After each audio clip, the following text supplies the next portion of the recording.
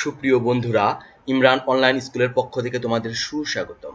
আজকের ভিডিওতে আমরা নবম শ্রেণীর পৌরনীতি ও নাগরিকতা বিষয়ের অ্যাসাইনমেন্টের উত্তর দেব। অধ্যায় ও অধ্যায়ের শিরোনাম: প্রথম অধ্যায় পৌরনীতি ও নাগরিকতা। অ্যাসাইনমেন্ট বা নির্ধারিত কাজ হচ্ছে রাষ্ট্রের উৎপত্তি ও রাষ্ট্র গঠনের উপাদান। এই শিরোনামে নিম্নের সংকেত অনুসরণ করে সর্বোচ্চ 300 শব্দের মধ্যে একটি প্রবন্ধ লেখো। সংকেতগুলো হচ্ছে: 1. রাষ্ট্রের উৎপত্তি সম্পর্কে তোমার দৃষ্টিতে অধিক গ্রহণযোগ্য মতবাদ। 2. মতবাদটি অধিক গ্রহণযোগ্য মনে হওয়ার যৌক্তিক কারণ। 3.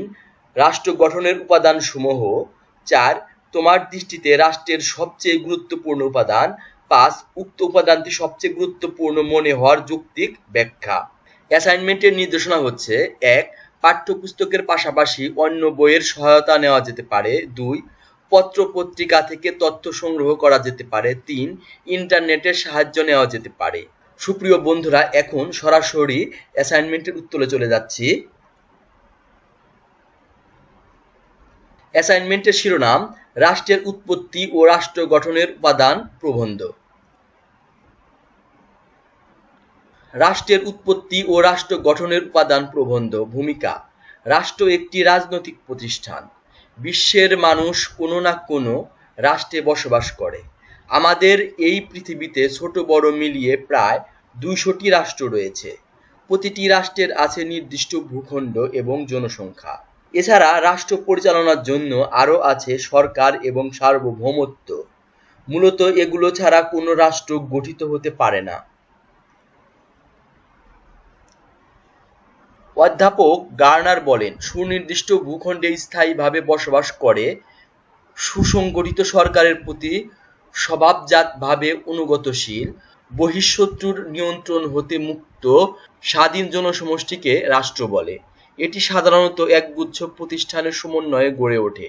এসব প্রতিষ্ঠান কর্তৃপক্ষ হিসাবে সংশ্লিষ্ট ভৌগোলিক সীমার ভিতরে বসবাসকারী সমাজের সদস্যর শাসনের জন্য নিয়মকানুন তৈরি করে। রাষ্ট্রের উৎপত্তি: রাষ্ট্র কখন কিভাবে উৎপত্তি লাভ করেছে তা নিশ্চিত করে বলা কঠিন।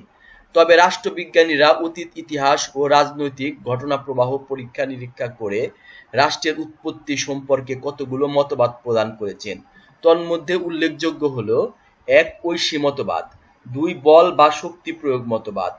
3. সামাজিক চুক্তি মতবাদ ও 4. ঐতিহাসিক বা বিবর্তনমূলক মতবাদ। ঐশী মতবাদ: এটি রাষ্ট্রের উৎপত্তি সম্পর্কে সবচেয়ে পুরান মতবাদ। এ মতবাদে বলা হয়, বিধাতা বা স্রষ্টা স্বয়ং রাষ্ট্র সৃষ্টি করেছেন এবং রাষ্ট্রকে সুষ্ঠুভাবে পরিচালনার জন্য তিনি শাসক প্রেরণ করেছেন। শাসক তার প্রতিনিধি এবং তিনি তার কাজের জন্য একমাত্র স্রষ্টা বা বিধাতার নিকট দায়ী, জনগণের নিকট নয়। শাসক যেহেতু স্রষ্টার নির্দেশে কাজ করে, সেহেতু শাসকের আদেশ অমান্য করার অর্থ বিধাতার নির্দেশ অমান্য করা। এ মতবাদ অনুসারে শাসক একাধারে যেমন রাষ্ট্রপ্রধান এবং অন্যদিকে তিনি আবার ধর্মীয় প্রধান। আধুনিক রাষ্ট্রবিজ্ঞানীরা এই মতবাদকে বিপজ্জনক, অগণতান্ত্রিক ও অযৌক্তিক বলে সমালোচনা করেন। তাদের মতে, যেখানে জনগণের নিকট শাসক দল থাকে না, সেখানে স্বৈর শাসন সৃষ্টি হয়। ওই মতবাদকে বিধাতার সৃষ্টিমূলক মতবাদ বলা হয়। বল বা শক্তি প্রয়োগ মতবাদ: এই মতবাদের মূল বক্তব্য হলো, বল বা শক্তি প্রয়োগের মাধ্যমে রাষ্ট্রের উৎপত্তি হয়েছে এবং শক্তির জোরে রাষ্ট্র টিকে আছে। এ মতবাদে বলা হয়, সমাজের বলশালী ব্যক্তিরা যুদ্ধ বিগ্রহ বল প্রয়োগের মাধ্যমে দুর্বলের ওপর নিজেদের আধিপত্য স্থাপনের মাধ্যমে রাষ্ট্র প্রতিষ্ঠা করে এবং শাসনকার্য পরিচালনা করে। এ মতবাদে আরো বলা হয়, সৃষ্টির শুরু থেকে আজ পর্যন্ত এভাবেই যুদ্ধ বিগ্রহের মাধ্যমে রাষ্ট্রের জন্ম হয়েছে। সমালোচকরা এই মতবাদকে অযৌক্তিক, ভ্রান্ত ও ক্ষতিকর বলে আখ্যায়িত করেছেন। তারা বলেন, শক্তির মাধ্যমে যদি রাষ্ট্র টিকে থাকতো, তাহলে শক্তিশালী রাষ্ট্রের পাশাপাশি সামরিক দিক থেকে দুর্বল রাষ্ট্র টিকে থাকতে পারত না। আসলে শক্তির জোরে নয়, বরং সম্মতির ভিত্তিতে রাষ্ট্র গড়ে ওঠে এবং টিকে থাকে। সামাজিক চুক্তি মতবাদ। এই মতবাদের মূল কথা হলো সমাজে বসবাসকারী জনগণের পারস্পরিক চুক্তির ফলে রাষ্ট্রের জন্ম হয়েছে। ব্রিটিশ রাষ্ট্র দার্শনিক টমাস হবস ও জন লক এবং ফরাসি দার্শনিক জ্যাক রুশো সামাজিক চুক্তি মতবাদের প্রবর্তক ছিলেন। এ মতবাদ অনুযায়ী রাষ্ট্র সৃষ্টির পূর্বে মানুষ প্রকৃতির রাজ্যে বসবাস করত। তারা প্রকৃতির নিয়ম মেনে চলত এবং প্রাকৃতিক সুযোগ সুবিধা ভোগ করত। কিন্তু প্রকৃতির রাজ্যে আইন অমান্য করলে শাস্তি দেওয়ার মতো কোনো কর্তৃপক্ষ ছিল না, ফলে সামাজিক জীবনের অরাজকতা ও বিশৃঙ্খলা সৃষ্টি হয়। মানুষ হয়ে ওঠে স্বার্থপর, আত্মকেন্দ্রিক। দুর্বলের উপর সবলের অত্যাচার।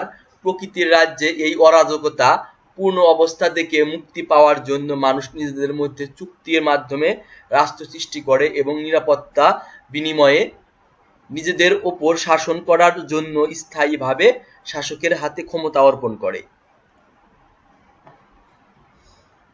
ঐতিহাসিক বা বিবর্তনমূলক মতবাদ। এই মতবাদের মূল বক্তব্য হলো রাষ্ট্র কোনো একটি বিশেষ কারণে হঠাৎ করে সৃষ্টি হয়নি। দীর্ঘদিনের বিবর্তনের মাধ্যমে সমাজের বিভিন্ন স্তরে বিভিন্ন শক্তির উপাদান ধীরে ধীরে পরিবর্তিত হতে হতে রাষ্ট্রের উৎপত্তি হয়েছে। যেসব উপাদানের কার্যকারিতার ফলে রাষ্ট্রের উৎপত্তি হয়েছে সেগুলো হলো সংস্কৃতির বন্ধন, রক্তের বন্ধন, ধর্মের বন্ধন, যুদ্ধ বিগ্রহ, অর্থনৈতিক ও রাজনৈতিক চেতনা ও কার্যকলাপ। ঐতিহাসিক বা বিবর্তনমূলক মতবাদ সম্পর্কে ডক্টর গার্নার বলেছেন, রাষ্ট্র বিধাতার সৃষ্টি নয়, বল প্রয়োগের মাধ্যমে সৃষ্টি হয়নি, বরং ঐতিহাসিক ক্রমবিবর্তনের ফলে রাষ্ট্রের উৎপত্তি হয়েছে। রাষ্ট্রের উৎপত্তি সম্পর্কিত বিভিন্ন মতবাদের মধ্যে ঐতিহাসিক বা বিবর্তনমূলক মতবাদ সবচেয়ে যুক্তিযুক্ত ও গ্রহণযোগ্য মতবাদ।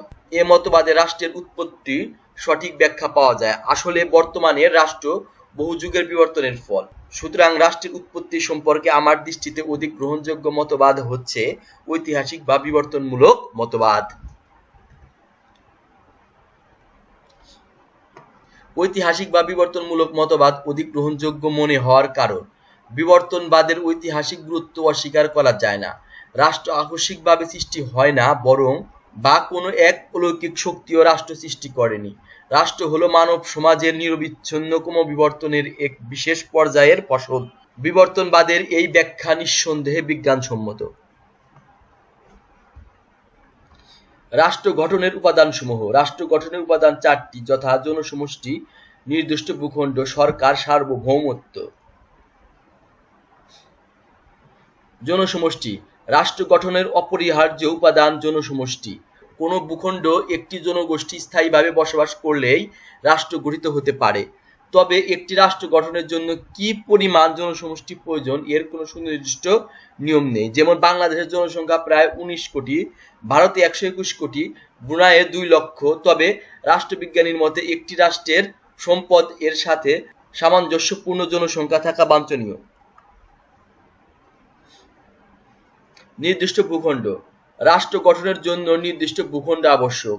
নির্দিষ্ট ভূখণ্ড বলতে একটি রাষ্ট্রের স্থলভাগ, জলভাগ ও আকাশসীমাকে বোঝায়। রাষ্ট্রের ভূখণ্ড ছোট বা বড় হতে পারে। যেমন বাংলাদেশের ক্ষেত্রফল 2015 সালের 31 জুলাই 1,47,570 বর্গ কিলোমিটার। তবে বাংলাদেশ ও ভারতের মধ্যে স্বাক্ষরিত সীমান্ত 2015 সালের 31 জুলাই দুই দেশের মধ্যে পারস্পরিক ছিটমহল বিনিময়ের ফলে বাংলাদেশের মোট ভূখণ্ডে 10,041 একর জমি যোগ হয়েছে। এছাড়া বঙ্গোপসাগরের মিয়ানমার ও ভারতের সাথে আন্তর্জাতিক আদালতে সমুদ্র সীমা মামলার রায় বাস্তবায়নের ফলে বাংলাদেশের সমুদ্র সীমার আয়তন বৃদ্ধি পেয়েছে। বর্তমানে সমুদ্রে 1,11,813 বর্গ কিলোমিটার সমুদ্র অঞ্চলে বাংলাদেশের সার্বভৌম অধিকার প্রতিষ্ঠিত হয়েছে। গণচীন, ভারত, মার্কিন যুক্তরাষ্ট্র, কানাডা প্রকৃত রাষ্ট্রের ক্ষেত্রফল বাংলাদেশের চেয়ে অনেক বড়। সরকার।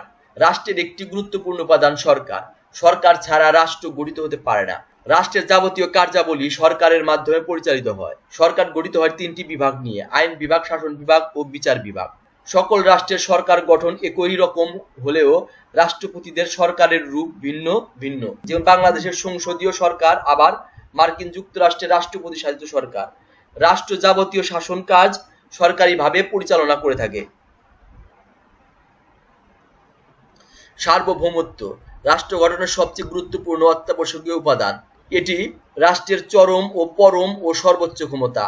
এর দুটি দিক রয়েছে, যথা অভ্যন্তরীণ ও বাহ্যিক সার্বভৌমত্ব। অভ্যন্তরীণ সার্বভৌমত্বের সাহায্যে রাষ্ট্র দেশের অভ্যন্তরে বিভিন্ন আদেশ নির্দেশ জারির মাধ্যমে ব্যক্তি ও সংস্থার উপর কর্তৃত্ব করে। অন্যদিকে বাহ্যিক সার্বভৌমত্বের মাধ্যমে রাষ্ট্রদ্রোহিতা আত্মনিয়ন্ত্রণ থেকে দেশকে মুক্ত রাখে। আমার দৃষ্টিতে রাষ্ট্রের সবচেয়ে গুরুত্বপূর্ণ উপাদান হলো সার্বভৌমত্ব। উক্ত উপাদানটি সবচেয়ে গুরুত্বপূর্ণ মনে হওয়ার যৌক্তিকতা ব্যাখ্যা করা হলো। স্বাধীন সার্বভৌম রাষ্ট্র হলো একটি অবস্তুগত বৈধ সত্তা, যা নির্দিষ্ট কেন্দ্রীয় সরকার কর্তৃক শাসিত এবং যার একটি নির্দিষ্ট ভূখণ্ড সার্বভৌম বিদ্যমান। আন্তর্জাতিক আইন অনুযায়ী একটি স্থায়ী জনগোষ্ঠীর নির্দিষ্ট সীমা সরকার এবং অপরপক্ষে সার্বভৌমত্ব রাষ্ট্রের সাথে সম্পর্ক স্থাপনের যোগ্যতা থাকলে তাকে সার্বভৌম রাষ্ট্র বলা হয়। সাধারণ অর্থে একটি সার্বভৌম রাষ্ট্র অন্য কোনো শক্তি বা রাষ্ট্রের উপর নির্ভরশীল বা অন্য রাষ্ট্র দ্বারা প্রভাবিত নয়। রাষ্ট্রের অস্তিত্ব বিলুপ্ত একটি আইনগত প্রত্যয়। রাষ্ট্রসত্তার ঘোষণামূলক তত্ত্ব অনুযায়ী অন্য সার্বভৌম রাষ্ট্রের স্বীকৃতি ছাড়াও একটি সার্বভৌম রাষ্ট্রের অস্তিত্ব থাকতে পারে, তবে অস্বীকৃত রাষ্ট্রসমূহ কখনো কখনো অন্য সার্বভৌম রাষ্ট্রের সাথে চুক্তি সম্পাদন বা কূটনৈতিক সম্পর্ক স্থাপনে অপারগ হয়। তাই বলা হয় রাষ্ট্রের 4টি উপাদানের মধ্যে সার্বভৌম সবচেয়ে অধিক গুরুত্বপূর্ণ উপাদান। সুপ্রিয় বন্ধুরা, এই ছিল তোমাদের জন্য নির্ধারিত অ্যাসাইনমেন্ট। এরকম আরো অ্যাসাইনমেন্ট পেতে আমাদের চ্যানেলটি অবশ্যই সাবস্ক্রাইব করতে হবে, পাশে থাকা বেল বাটনটি ক্লিক করতে হবে। ভিডিওটি দেখার জন্য তোমাদের অসংখ্য ধন্যবাদ।